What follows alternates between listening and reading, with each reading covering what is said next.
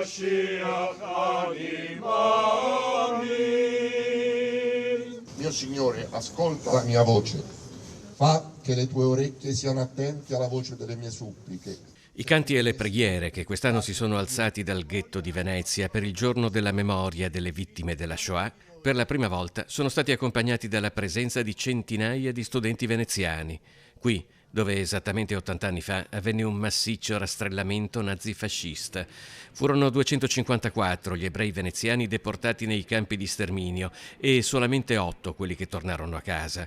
Oggi il messaggio del presidente della comunità ebraica veneziana, Dario Calimani, è per i giovani. Studiamo, non prendiamo posizioni riflesse, improvvise, perché abbiamo letto un titolo di un giornale o letto una battuta sui social.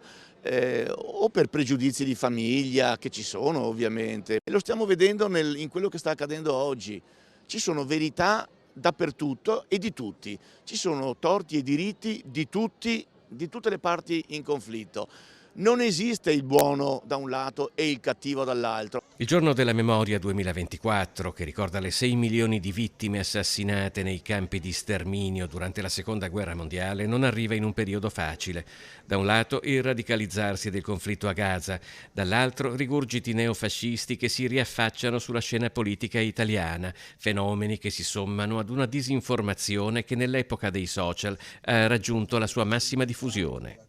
Io penso che dobbiamo partire dai 6 milioni di morti nei campi di concentramento. Di quelle che sono state le leggi razziali è stato forse il periodo più buio della storia di questa nazione, e partire da lì, nel senso che noi adulti in generale sbagliamo, non abbiamo sbagliato nel momento in cui si va ancora a fare i distinguo. I distinguo non ce ne devono essere, qui si deve condannare senza se e senza ma.